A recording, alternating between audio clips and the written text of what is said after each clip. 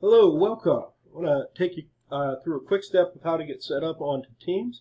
So you're going to go to the website office.com, and when it asks you to log in, you're just going to use your credentials for your student email address, so your username and password. At that point, that'll take you to the Microsoft Office home screen, where you will have a link here called Teams. Click that link.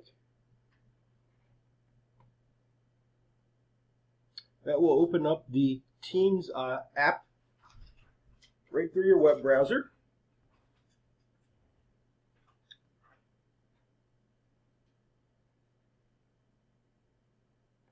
Now, any teams that you're a part of, I will be adding each class to our own class team here later this week.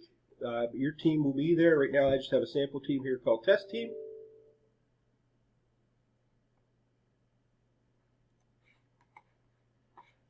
And when that loads up, you will see a thing here where meeting is now available. Our meetings will be at our normal class times. So we'll click on that meeting, and I can click Join Now. And so here I am, I'm connecting. I connected to our tutor up there, Dan Smith. Dan can say hi. Dan, you are on a video right now. I was just doing a demo to show my students how to get connected, so you're actually showing up there. That's pretty much it as far as how to get connected.